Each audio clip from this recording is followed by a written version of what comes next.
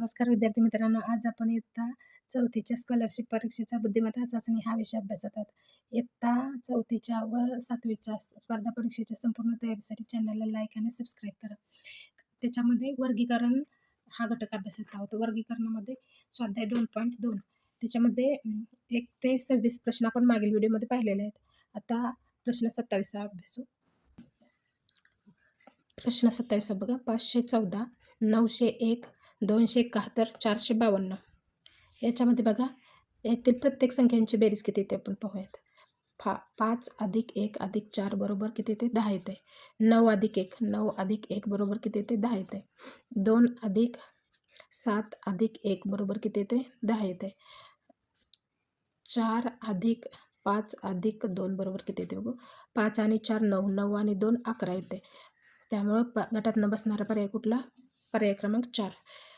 71, 53, 69 आणि 47 याच्यामध्ये बघा,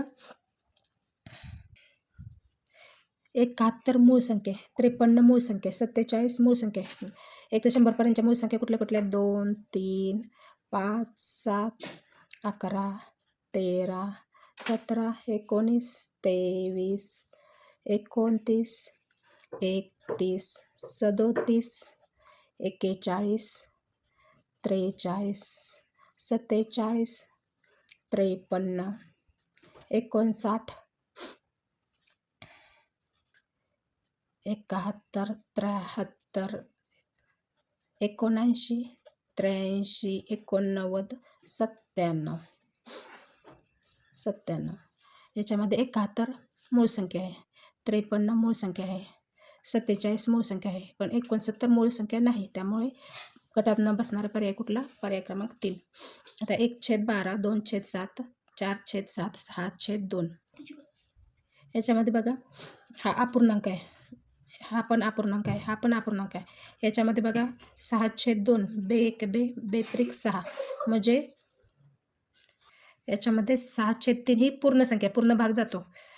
त्यामुळे पर्याय क्रमांक 4 गटात न बसणारा पर्याय.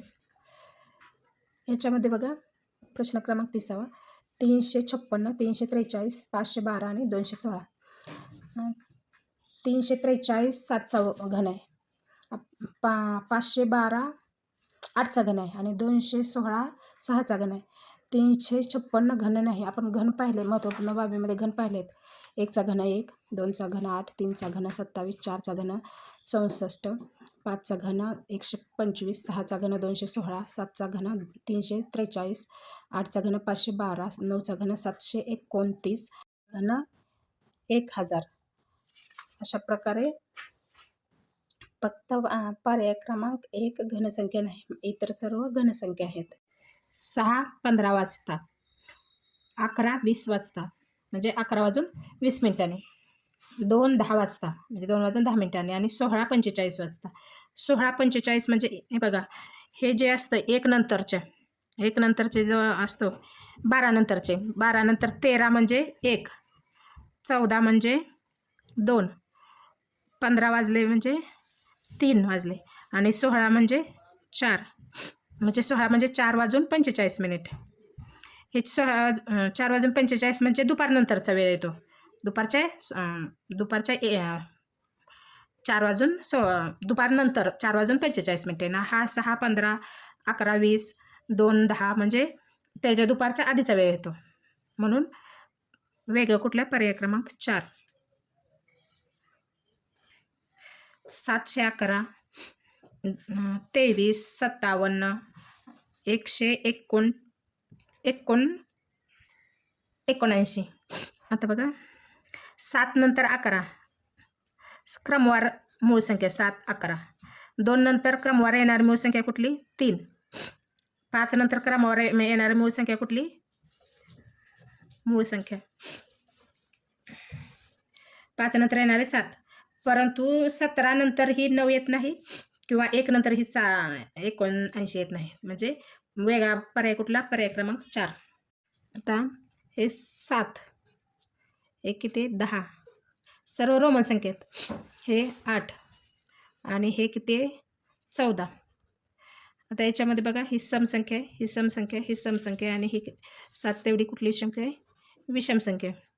त्यामुळं वेगळा पर्याय कुठला येते? गटातनं बसणारा पर्याय क्रमांक 1 येते.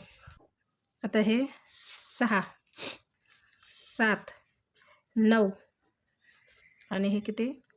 12. हे प्रत्येक संख्या 3च्या पटीतल्या. 3 दोन्ही 6, 3 त्रिक 9, 3 चौक 12, 7 3च्या पाड्यामध्ये येत नाही, म्हणजे 3च्या पटीत नाही. त्यामुळे वेगळा पर्याय कुठला? पर्याय क्रमांक 2. त्याच्यामध्ये बघा 9 कंसामध्ये 12 आणि 3, 12 कंसामध्ये 14 आणि 5, 14 कंसामध्ये 12 आणि 6, 11 कंसामध्ये 8 आणि 7. याच्यामध्ये बघू पहिलं आता 9, 12 आणि 3. याचा गुणाकार केला तर येते का? नाही. यांची बेरीज केली तर मधली संख्या येते का? 9 आणि 3 किती येते? 12 येते. मग याच्यात पण येते का बघायचं. 12 आणि 5 किती? 17. म्हणजे बेरीज पण बरोबर नाही. आता यांची वजाबाकी करूयात. 9मधनं 3 गेले, किती राहिले? 6 राहिले. 6ची दुप्पट 12. आता ह्याला पण ते बरोबर होते का बघू.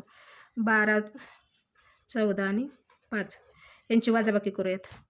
वजाबाकी किती येते? 12तून 5 गेले, किती राहिले? 7.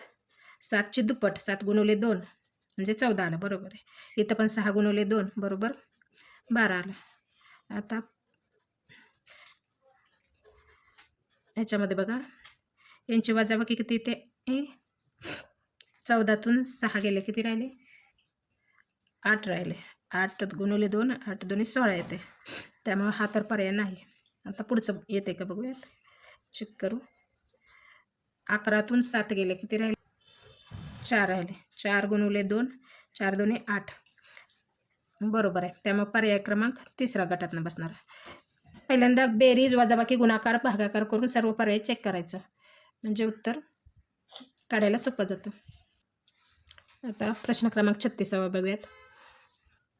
3, 91 आणि 4 यांचा गुणाकार येतो का? नाही. भागाकार, बेरीज, वजाबाकी तर होणारच नाही. यांचा वर्ग करून बघूयात. 3 त्रिक 9, 3 4 चौक 16. यांची बेरीज पण इथपर्यंत 91 येत नाही, त्यामुळे हे पण नाही. आता घन करूयात. 3चा घन किती येते? 27 आणि 4चा घन 27, 4चा घन 64. त्यांची बेरीज करून पाहू आपण. 7 आणि 4 11. आजच्याला 1, 6 आणि 2 8 आणि 1 9, 91 आला. आता दुसऱ्या ह्याला बरोबर होते का बघू. 2 36 आणि 3. 2चा घन किती येते? 8. घन म्हणजे काय? त्याच संख्येला 3 वेळा गुणायचं. 2 गुणवले 2 गुणवले 2 म्हणजे घन. आता बघा 2चा घन 8, 3चा घन 27. यांची बेरीज किती येते? 7 आणि 7 14 आणि 15 हातच्याला 1 35 येते. त्यामुळे दुसरा पर्याय बसत नाही. आता तिसरा बघू.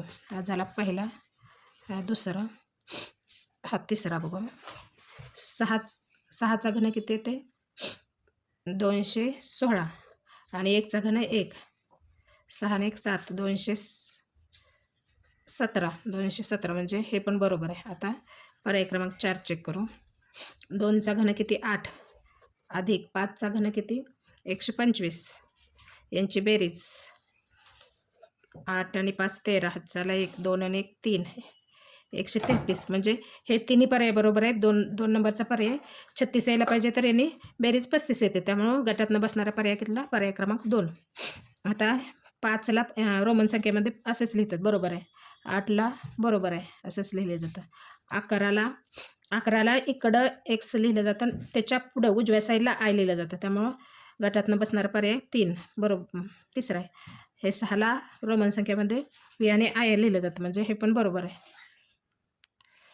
ह्याच्यामध्ये बघा 5467, 3578, 1247, 4679. याच्यामध्ये बघा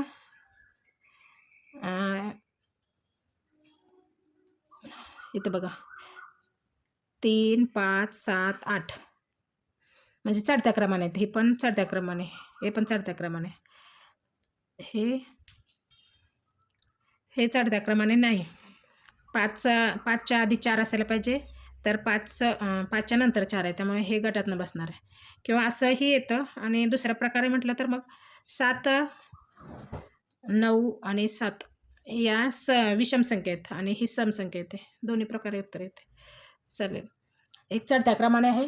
पर्याय क्रमांक पहिला गटातनं बसणारा शब्द, कारण सर्वच चढत्या क्रमाने आहेत आणि ही चढत्या क्रमाने नाही. आता याचं बघा 10, 28, 6 आणि 14. आता भाग 10 त्रिकोणी संख्या 1 + 2 + 3 + 4 बरोबर 10.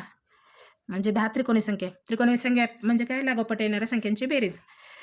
आता 1 + 2 + 3 + 4 + 5 + 6 10 आणि 5 15 15 आणि 6 21 21 + 7 28. म्हणजे 28 ही त्रिकोणी संख्या आहे. 1 + 2 + 3 2 आणि 1 3 आणि 3 6 6 ही त्रिकोणी संख्या आहे. परंतु 14 त्रिकोणी संख्या नाही. त्यामुळं गटातनं बसणारा पर्याय कुठला? पर्याय क्रमांक 4. 5236, 9296, 1178, 7193. याच्यामध्ये गुणाकार करून बघू. 7 5 5 5 31 नाही आहेत. यांची बेरीज येते का? 5 आणि 2 7 आणि यांची 2 6 आणि 9. बेरीज पण करता येईल, वरून बरोबर नाही. आता बघा 5 5 25 5 30 ते पण नाही. यांची बेरीज 5 आणि 6 11 11 11ची दुप्पट 22 22 + 1 23 22 - 22 + 1 23. आता बघू 5 + 6 बरोबर 11 11ची दुप्पट 11 दोन्ही 22 22 + 1 23 आले. आता इथं बघू काय होतं ते. 9 + 6 9 आणि 6 15 15ची दुप्पट 15 दोन्ही 30 30 - 1 29. आता इथं बघू काय होते ते. 1 + 8 9 9ची दुप्पट 9 दोन्ही 18 18 - 1 बरोबर 17. इथं वजा केले, इथं वजा केले. आता पर्याय क्रमांक 4 मध्ये पाहूयात. 7 + 3 7 आणि 3 10 10ची दुप्पट 20 20 - 1 20 - 1 19. म्हणजे प्रत्येक पर्यायामध्ये -1 केले, दुप्पट करून -1 केले. फक्त पर्याय क्रमांक 1 मध्ये +1 झाले. म्हणजे गटातनं बसणारा पर्याय कुठला? पर्याय क्रमांक 40. पर्याय क्रमांक पहिला. 203 319 261 188. याच्यामध्ये बघा ही विषम संख्या आहे, ही विषम संख्या, ही विषम संख्या, ही सम संख्या. त्यामुळे पर्याय क्रमांक 4 योग्य आहे. आणखी दुसऱ्या पद्धतीने कुठल्या काढता येते का बघू. 29 7 203 29 बघा 203ला बघा 29 1 29 7 203. आता 319ला बघा 29 1 29 खाली राहिले 2 29 1 29 म्हणजे 11चा भाग जातो. 261ला बघा 29 90 म्हणजे हे सगळे 29च्या टेबलमध्ये आहेत आणि हा 29च्या टेबलमध्ये नाही. त्यामुळे तुम्हाला 1 ते 30पर्यंत टेबल पाठच पाहिजेत, त्याशिवाय तुम्हाला ते प्रश्नही समजणार नाही. अशा पद्धतीने हे काढता येतो. आणि दुसऱ्या प्रकारे म्हटलं तर ह्या 3 आहेत त्या विषम संख्या आहेत आणि ही समसंख्या आहे. अशा दोन्ही पद्धतीने तेच उत्तर येतं. आता बघा 2/8 9/81 12/144 17/289. आता याच्यामध्ये 9चा वर्ग किती आहे? 81. 12चा वर्ग 144. 17चा वर्ग 289. 2चा घन आहे 8, वर्ग नाही. त्यामुळं गटातनं बसणारा पर्याय कुठला? पर्याय क्रमांक 1. अशा प्रकारे आपला स्वाध्याय 2.2 संपलेला आहे वर्गीकरणामधील. पुढील व्हिडिओसाठी चॅनलला लाईक आणि सबस्क्राईब करा.